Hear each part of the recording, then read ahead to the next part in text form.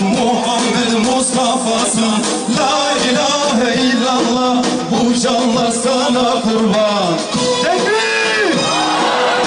Tekbir! Tekbir!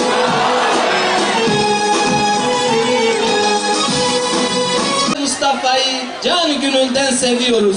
Ona aşığız. O bizim için her şeyden daha önemlidir.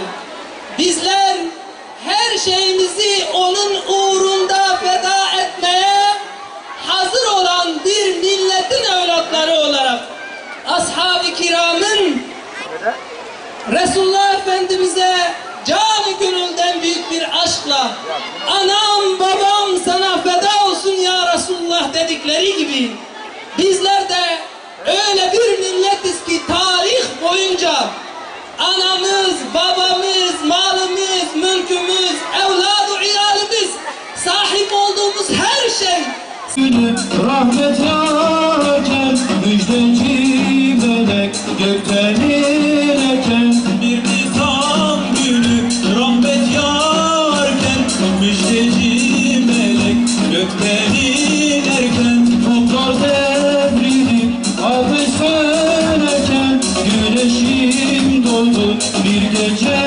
vakti, toplar devrilip ateş sönerken, güneşim doldu bir gece vakti. Hoş geldin ey Resul, hoş geldin ey Nebi. Üzerimize veda tepelerinde şükür gerekti bizlere Allah'a davetinde. Sallallahu ala Muhammed, sallallahu aleyhi ve sellem, sallallahu ala Muhammed, sallallahu aleyhi ve sellem. Maddi hiçbir sıkıntısı yoktur ve Mekke'de çok önemli bir itibarı vardır. Ama buna rağmen o Yüce Resul'ün kalbi rahat değil. O Yüce Resul'ün içi sızlıyor ve içinin sızlaması onu ta Hiralara kadar götürüyor. Peki neydi onun içini sızlatan? Onun içini sızlatan Mekke'de koyu cehalettir. Mekke'de insanlara zulmedilmesidir. Mekke'de o koyu cehalette kızların diri diri toprağa gömülmesidir. Ve bu Efendimiz'i rahatsız ediyordu. Bu toplumun derdine bir derman bulmalıydı. Bu toplumun yarasına bir merhem bulmalıydı. Allah Azze ve Celle onun bu isteğine karşılık verdi. Hazreti Cebrail'i gönderdi. Ve ne zaman ki Hazreti Cebrail Aleyhisselam o Yüce Resul'e insanlığın kurtuluş reçetesini verdi.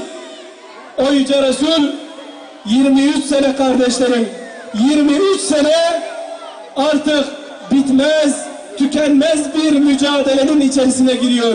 Belasın üstüne rahmet yağsın, Zeynep-i Kerbelasın üstüne rahmet yağsın. Başörtümdür bayrağım, namuslar kaynağım. Günler soldu, hendekler ateşle doldu. Ya Muhammed selam sana.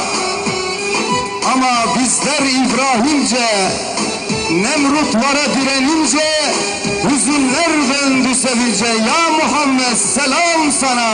edince sana sonsuz hamd ve senalar olsun. Amin. Habibin Muhammed Mustafa'ya sallallahu aleyhi ve sellem en güzel, senin razı olacağın, seni memnun edecek en güzel salavatlar, dualar ona olsun. Amin.